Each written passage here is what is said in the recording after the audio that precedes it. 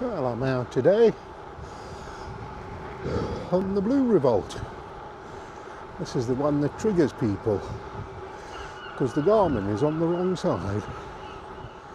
And I'm going quite slowly today because I'm riding into quite a strong headwind. But it's not raining, so I'll take that.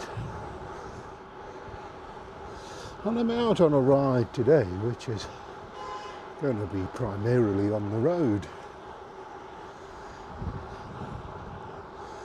And I've said before, gravel bike works pretty much everywhere. It's probably one of the most versatile bikes you can get. But does that mean I don't want a road bike? Well, no. Will I get one? Probably not. And the big issue for me is space, Where do you keep all these bikes?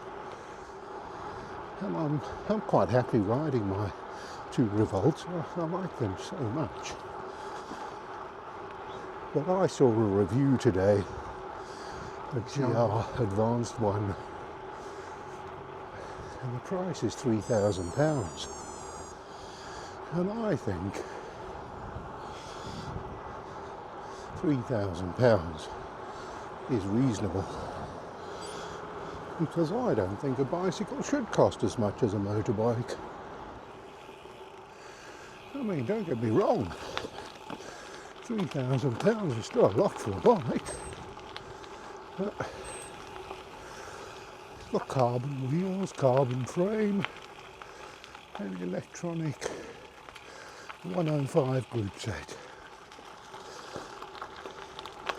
So I thought, wow, that's reasonable. That's the sort of price I would expect to pay for that type of bike.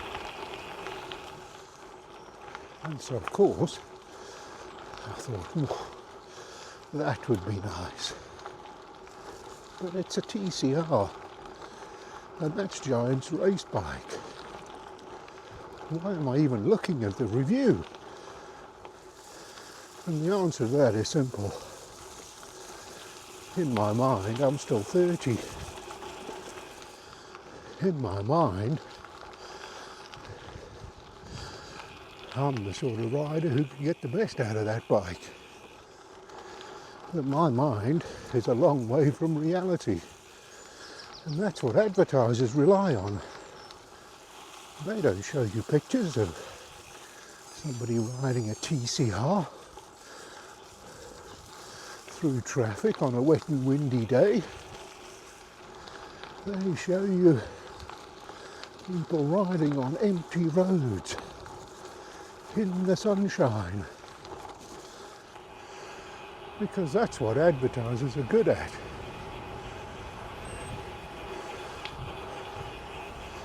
They're good at tapping into your fantasy and not your reality. If anything, hiding you from the reality.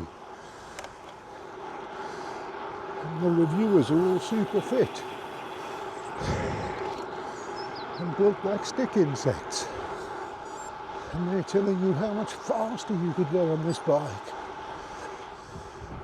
But then I turn off onto a pretty crappy lane. It's covered in mud and shit. And then I think, nah, you're better off with a gravel bike. But on the other hand, I still haven't been on a group ride.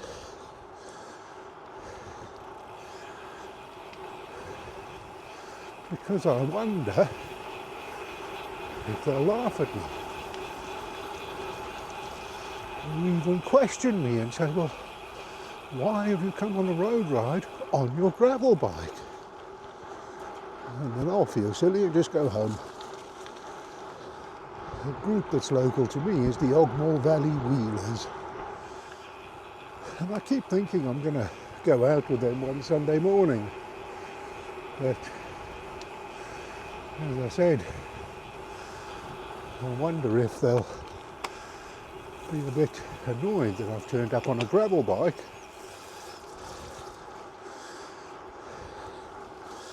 And I also have to go there, which is sort of 3 miles away. And I'm guessing they'll all be stronger riders than me, so do I ride the extra 3 miles before we even start the group ride? And even more difficult to keep up then. So I always keep an eye on their forum to see if they are riding on a Sunday. So a couple of weeks ago I saw they were going out for a 30-mile ride, and I thought, well, that's okay, I could do 30 miles. And so I thought about it, and of course again, me being shy, all of these factors, and also not getting up quite early enough. So I left it, and I went out on my own. And while I was out, this group came past me with Ogmore Valley Wheelers jerseys on. So I thought, oh, here we go. I'll just ask them if I can tag along and then see how I get on as part of their ride. But when they went past me, nobody spoke to me. They didn't even greet me. So that put me off a bit. And I wanted to ask them where they were going. And of course, nobody spoke to me. And then they turned off to the left, and I didn't know where that road went, so I just carried on my ride. So that's put me off a bit as well. And as far as I know, there aren't any other groups around here. What I could do with is finding a couple of like-minded old blokes. But there we go. So all of that to tell you that whilst I want a road bike, I'm probably not going to get one. But the temptation is always there, and I think sometimes that's a good thing, because you spend ages reading reviews and your mind dreaming of the advertiser's dream of being out on the open road on a fast bike. And then you forget about it, and then another review comes up, and then you read that, and then you go back into this fantasy land. Whereas if I'd bought a road bike, well, I'd already have it, and then that would have been the end of that. But I do like riding these lanes. I like riding in areas where there's a lot less traffic, because traffic has become a real problem, and the anti-cycling aggression and all of that sort of thing just makes it more pleasant riding lanes. But when you ride lanes, you're quite often going to go through mud and gravel and all sorts of other crap.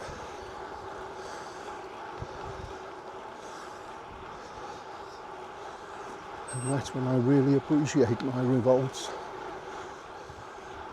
But like I said, do we want a bike for all occasions? Of course we do. Well, I say that. I think most cyclists do. And the marketers know that, which is why they've created all these different genres of cycling. So let me know in the comments. Do you still have a yearning for more bikes and different types of bikes? Or are you quite happy with what you've got? And as usual, if you find my ramblings interesting, like and subscribe.